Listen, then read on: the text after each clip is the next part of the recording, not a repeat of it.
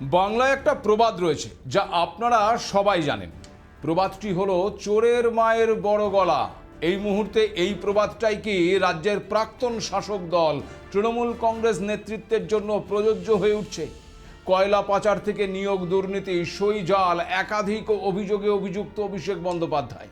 খোদ দলের বিক্ষুব্ধ সাংসদ এবং বিধায়করাও দলের ভরাডুবির জন্য তাকেই দায়ী করছেন, কিন্তু তারপরেও আঙুল তুলে সাংবাদিকদের রীতিমতো শাসাচ্ছেন।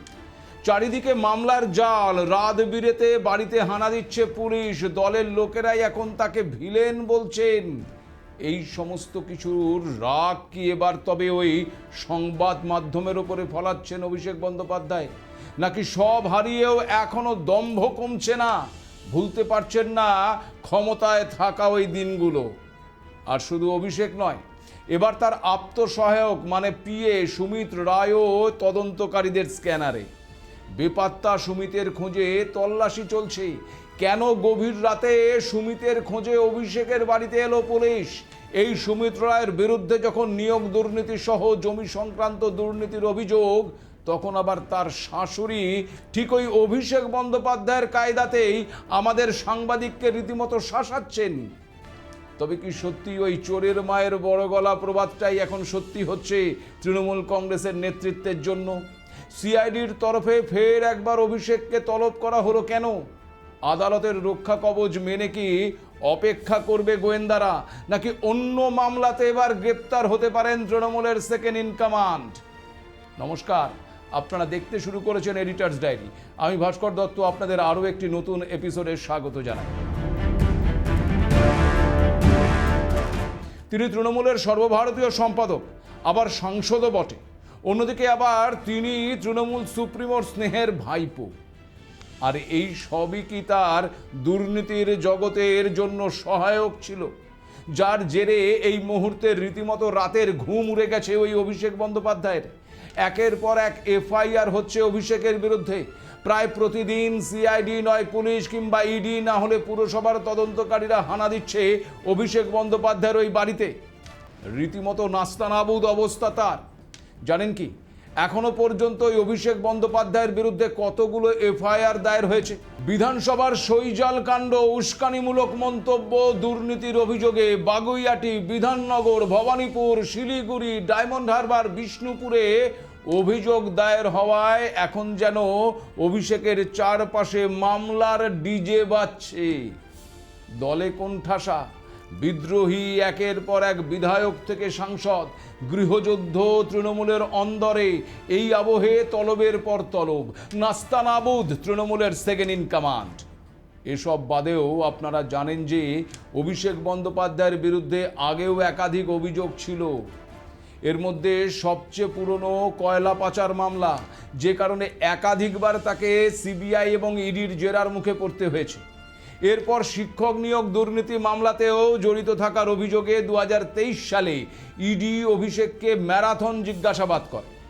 নির্বাচনের পরবর্তী যে সমস্ত অভিযোগগুলো দায়ের হয়েছে তার মধ্যে সবচেয়ে উল্লেখযোগ্য হলো ওই বিধানসভায় বিধায়কদের সই জাল করার মামলা, যেখানে 2026 সালের 28 মে সিআইডি তদন্তভার নেওয়ার পর আদালতের নির্দেশে শেষ পর্যন্ত 11 জুন ভবানী ভবনে অভিষেককে প্রায় 6 ঘন্টা জেরা করা হয়েছে। এরপর আবার আগামী 14 তারিখ পুনরায় তাকে তলব করেছে সিআইডি। আবার কলকাতা পুরসভা অভিষেকের মালিকানাধীন 17টি সম্পত্তির নকশা বহির্ভূত নির্মাণের অভিযোগে আইনি নোটিশ স্ক্রুটনি শুরু করেছে। আর এ তো শুধু পশ্চিমবঙ্গের ঘটনা বললাম, তবে শুধু পশ্চিমবঙ্গে নয়, অভিষেকের বিরুদ্ধে মামলা দায়ের হয়েছে আবার ত্রিপুরাতেও। 2026 সালে 12 জুন ত্রিপুরার একটি আদালত 2021 সালের পুলিশকে হেনস্থার মামলায় তাকে আগামী 22 জুন সশরীরে সেখানে হাজির হওয়ার নোটিশ পাঠিয়েছে। এই অবস্থায় এবার মাঝরাতেও অভিষেকের দরজায় কড়া নাড়ছে পুলিশ। আসলে শালবনী থানায় অভিষেক বন্দ্যোপাধ্যায়ের আপ্তসহায়ক মানে পিএ সুমিত রায়ের বিরুদ্ধে একটি অভিযোগের ভিত্তিতেই শালবনী থানার পুলিশ বিশাল কেন্দ্রীয় বাহিনী নিয়ে ভোর 3টে নাগাদ পৌঁছে যায় পটুয়াপাড়ায় ওই অভিষেক বন্দ্যোপাধ্যায়ের বাড়ির সামনে। দীর্ঘক্ষণ অপেক্ষা করার পর শেষ পর্যন্ত তালা ভেঙে ভেতরে ঢোকে পুলিশ। পরিস্থিতিটা বুঝুন একবার। যার বাড়ির সামনে কিছুদিন আগেও পুলিশের পাহারার চোটে নাকি সাধারণ মানুষ এলাকা দিয়ে চলাফেরা করতে পারতো না, সেই অভিষেক বন্দ্যোপাধ্যায়ের বাড়ির তালা ভেঙে ভেতরে ঢুকছে পুলিশ। তবে সুমিত রায়কে খুঁজতে রাত বিরেতে অভিষেকের বাড়িতে কেন এলো পুলিশ জানেন কি? পুলিশ সূত্রে খবর, তদন্তে নেমে এই সুমিত রায়ের মোবাইলের শেষ টাওয়ার লোকেশন ওই অভিষেকের ওই বাড়িতেই ছিল বলে জানতে পেরেছে পুলিশ। আর সে কারণেই পুলিশের ধারণা হয় যে সেখানেই লুকিয়ে রয়েছে সুমিত। তবে প্রায় 90 মিনিট তল্লাশি করলেও সুমিতের নাগাল পায়নি পুলিশ। খবর পেয়ে অভিষেকের বাড়িতে ছুটে আসেন আবার মমতা বন্দ্যোপাধ্যায়। প্রশ্ন হচ্ছে, কে এই সুমিত রায়? অভিষেকের আত্মসহায়কের এত ক্ষমতা কিভাবে? আসলে সুমিত শুধু অভিষেক বন্দ্যোপাধ্যায়ের আত্মসহায়ক ছিলেন না।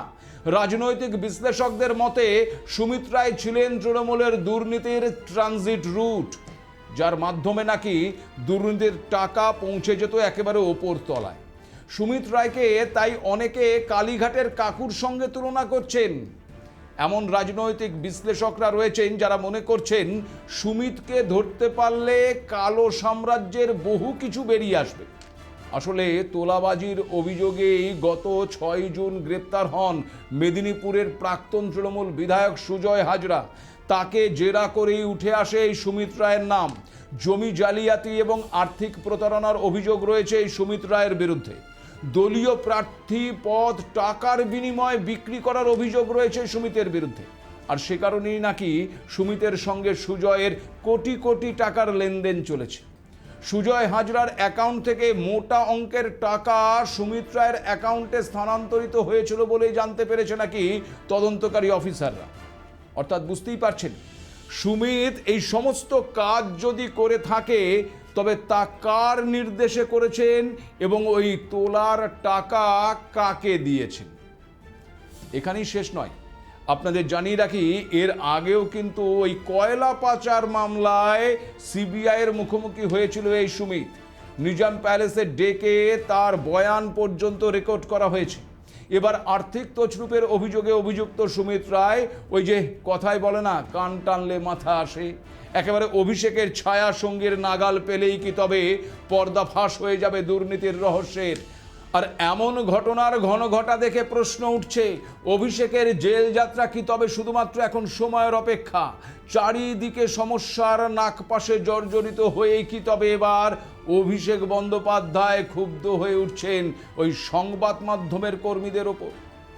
এই সমস্ত কিছুর রাগ কি তবে এবার তিনি ওই সংবাদ মাধ্যমের ওপরে ফলাচ্ছেন?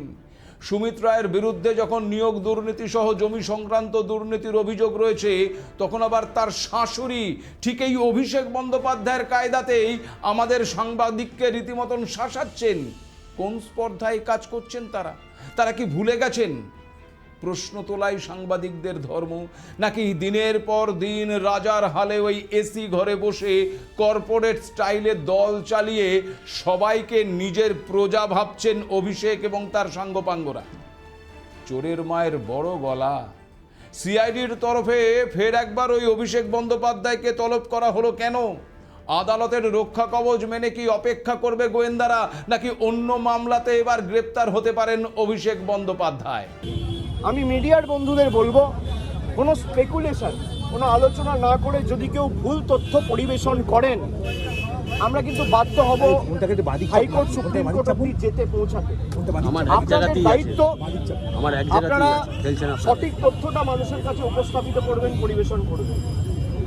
আপনারা রটনাকে ঘটনা বানিয়ে দেখাবেন না।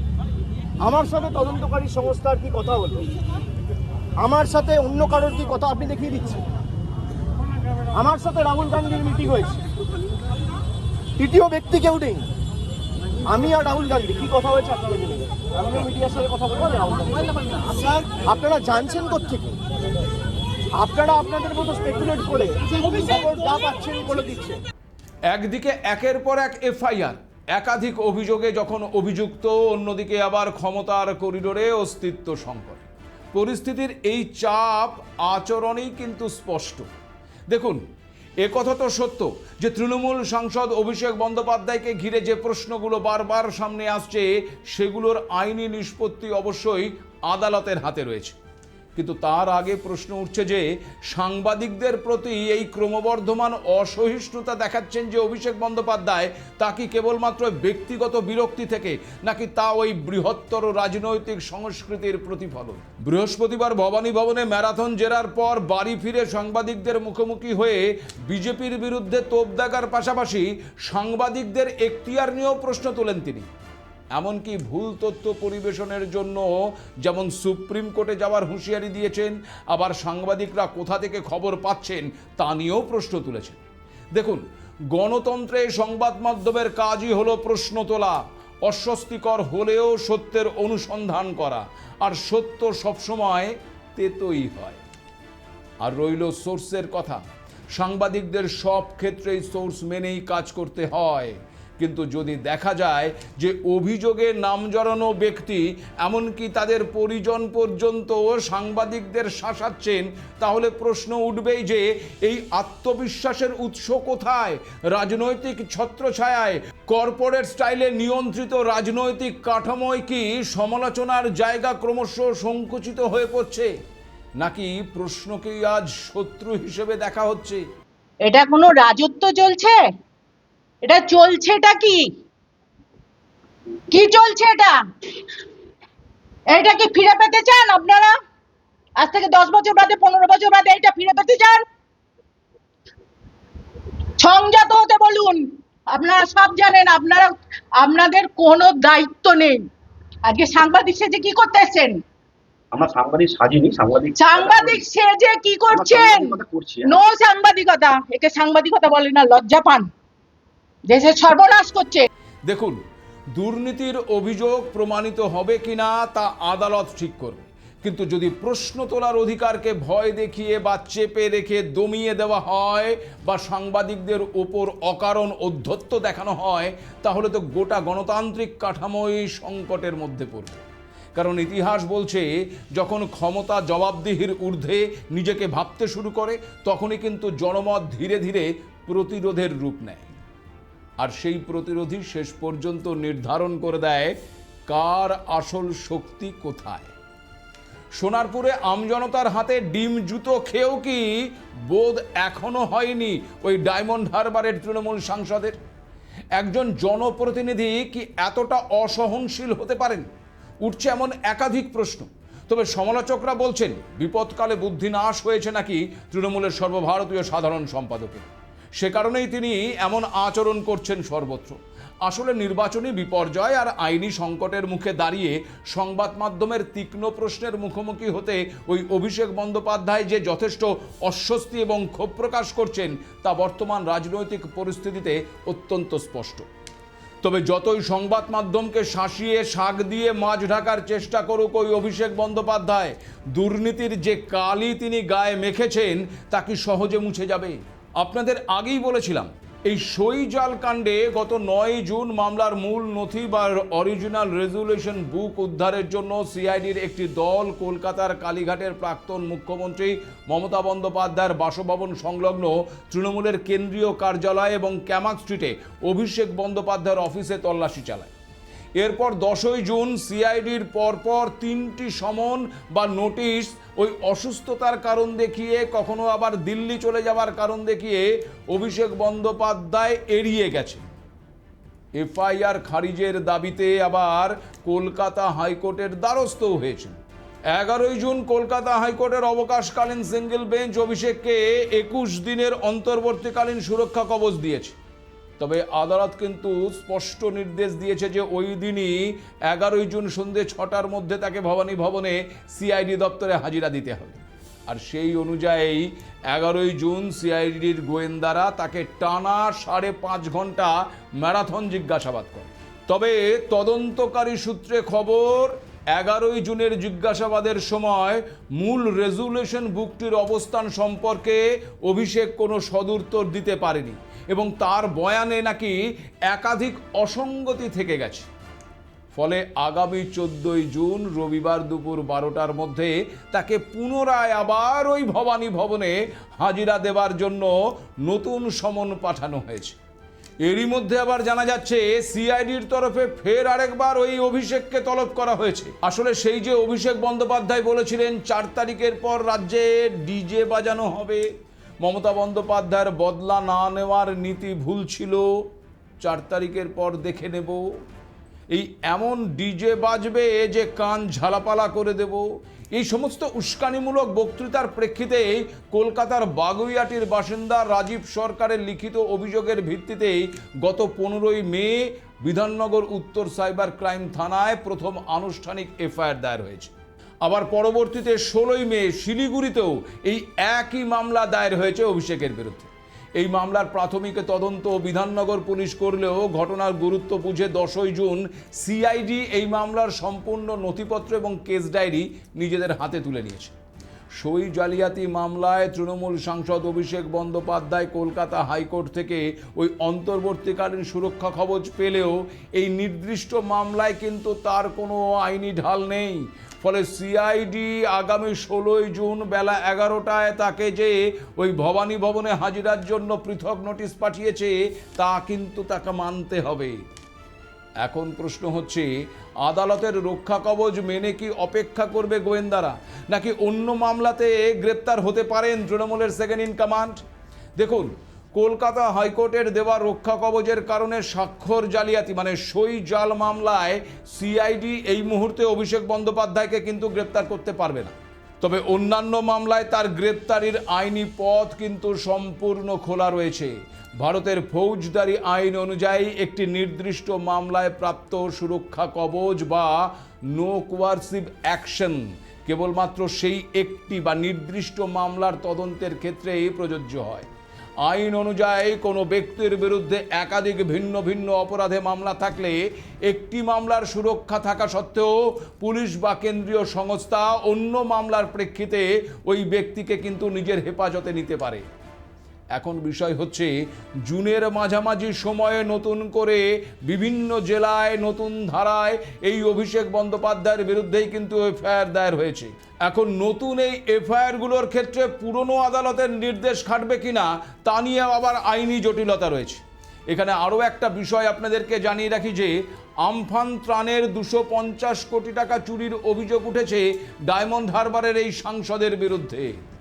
শনিবার তহবিলের অর্থ আত্মসাতের অভিযোগে বিষ্ণুপুর থানায় মামলা দায়ের করেছেন সেখানকার বিজেপি নেতা অভিজিৎ দাস ববি। জেলা পুলিশ কমিশনারের কাছে সিট গঠন করে তদন্তের আর্জিও জানিয়েছেন তিনি। এমনকি ডায়মন্ড হারবারের প্রতিটি থানায় অভিযোগ দায়ের করা হবে বলেও হুঁশিয়ারি দিয়েছেন এই বিজেপি নেতা। এখন বিজেপি নেতা অভিজিৎ দাস ববির দায়ের করা এই নতুন দুর্নীতির মামলায় অভিষেকের বিরুদ্ধে এখনো কোনো আদালতের সুরক্ষা কবচ নেই। এই মামলায় পুলিশ বা আদালতের অনুমতি নিয়ে সিআইডি তাকে নতুন করে হেফাজতে নেওয়ার আবেদন জানাতেই পারে। আবার পুরনো কোনো দুর্নীতি কাণ্ডেও কেন্দ্রীয় তদন্তকারী সংস্থাগুলো নতুন কোনো তথ্যের ভিত্তিতে তাকে যে কোনো সময় গ্রেপ্তার করার একতরফা ক্ষমতা রাখে। সুরক্ষা কবচের কারণে স্বাক্ষর জালিয়াতি মামলায় গোয়েন্দাদের অপেক্ষা করা ছাড়া হয়তো এখন আর কোনো উপায় নেই।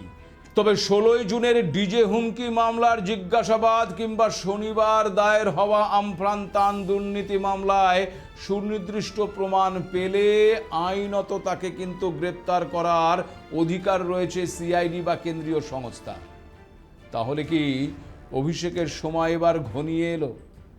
সময় তার উত্তর দেবে। আজ এ পর্যন্তই, নমস্কার।